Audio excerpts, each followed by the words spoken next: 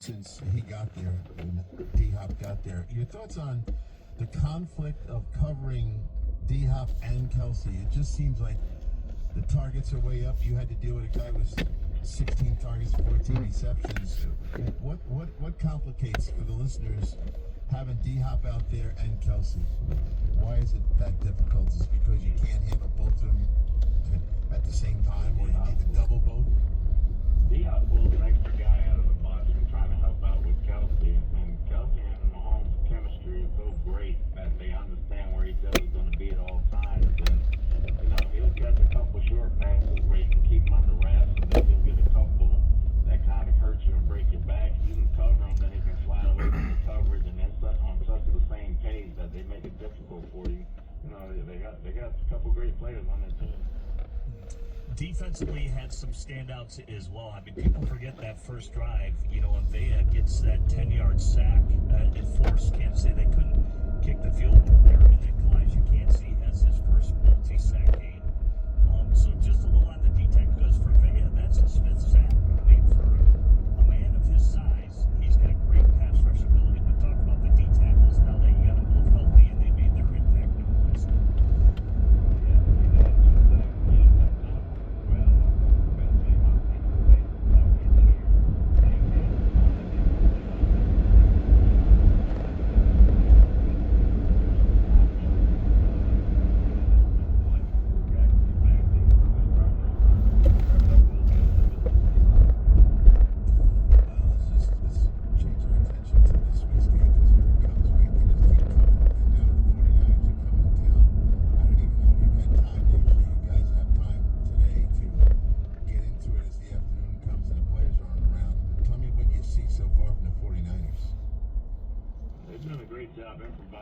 McCaffrey's out, and I think McCaffrey will be back in our game, but Debo's doing an outstanding job at running back and receiver, and Kittles has come alive really more and more as a receiver. He's always been a great receiver and a dual threat because he's a great blocker as well, but he's really turned it up a notch, and he's really coming to his own down the field, making explosive plays. So they're doing a good job getting those guys the ball, and they're running the ball very well. The other young player I want you to talk about, Diaby, obviously added a couple of tackles for loss last night as well. But about Tyke Smith, that's now his third forced fumble that he forced on Kelsey in the game last night. But this young player is stepping up, and Tyke seems like he's the guy that's doing it. That's for sure. He's one of our best players. That combination practices like that, he punches the ball out of practice, he gets turnovers in practice, he does this in the game. He's a very short tackler, very heady guy, he's smart in coverage, he can play the run very well, he understands route concepts, and it comes easy to him, even though it is new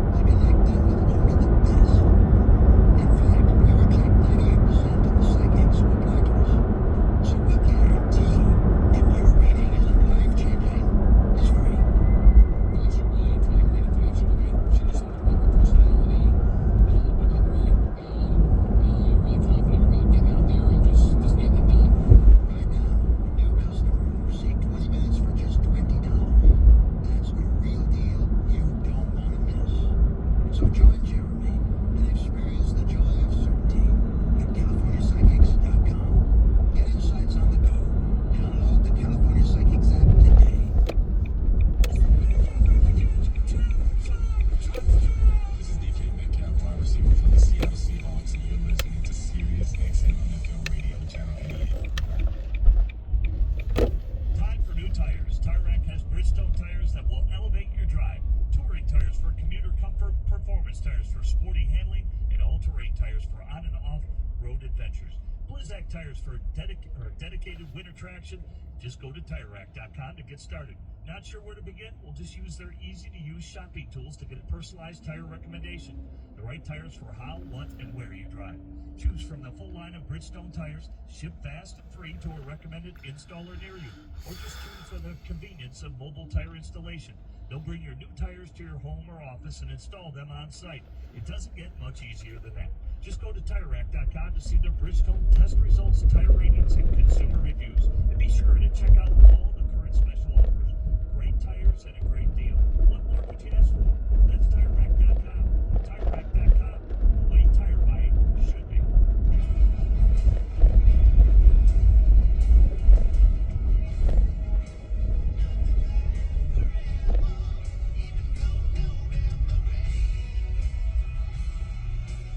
This is Moving the Chains. Here are your hosts, Jim Miller and Pat Kerwin. All right, we're back. Moving the chain. Sirius XM NFL Radio. We'll continue with the phone calls. Been guest heavy today with Dan Quinn, head coach of the Washington Commanders. Heard from Todd Bowles, head coach of the Tampa Bay Buccaneers. Losers of 3 in a row, but boy, they are feisty and a tough out when you look at the Tampa Bay Buccaneers. Almost took down the undefeated Kansas City Chiefs last night. Good hands with Baker Mayfield with their offenses. Let's go to Rick. He's called us from Massachusetts. He's thinking about NFL officiating. What's up today, Rick? Hey guys, hey. First, thanks for making me part of every day. I appreciate it. I have 2 quick questions. One has to do with the official. I have the ability to watch 4 games of Buccaneers, which is tough. And on Sunday, there were so many penalties. Some of the games became unwatchable. You get a replay, you get like one of the games, there's a flag on the kickoff, and start the game, and then before it was played, there's another flag. That's about how to change that. And it just feels like there's more of that issue than there has been in the past.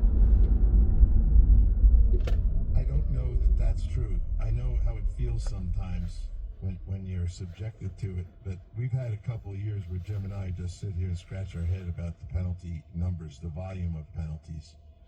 So as you might be subjected to the brutality of it all, I have a feeling it's probably on pace for where they usually are. We could look that up, honestly. But it's, and some of the games get into, I'll give you an example. I was just looking at something, no one was really watching the Patriot-Tennessee game that much, but there were 23 penalties. I think there were 23. Yeah. 18 penalties, excuse me. And those, it's too much. But we wrote a rule book that's so big.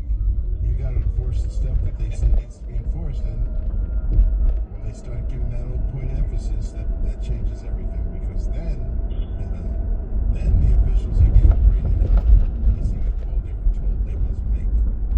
And then they get nervous about it. And they went it down, throw the flag. That's what happens to those guys. It's the officials.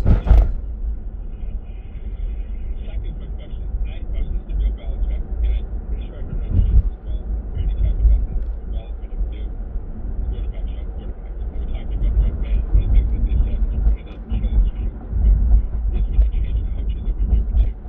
And they have to use a new system. And Brady talks about how important it is to be able to set a system and develop your ability when you're young. My concern about the Patriots is that I don't think Mayo is ready to be a head coach, and I think there needs to be an overhaul with that coaching staff. But I'm afraid that Bob Kraft, part ego, part whatever else, is going to leave in there for a couple of years, and it's not going to work. And then they bring in somebody else, and now it's another 2 years to settle down. He's 4 years into his career, and he still hasn't got some solid development.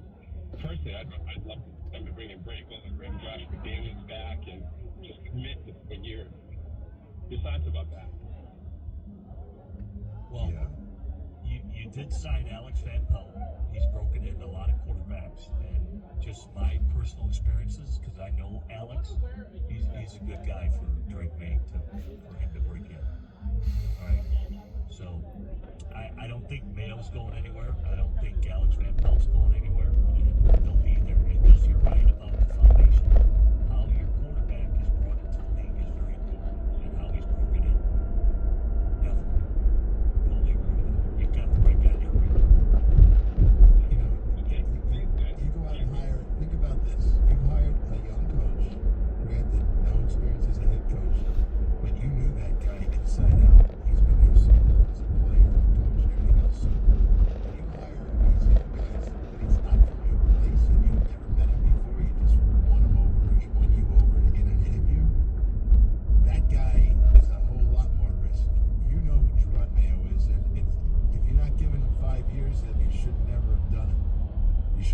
hired Vrabel and his head coaching experience, but you didn't do it.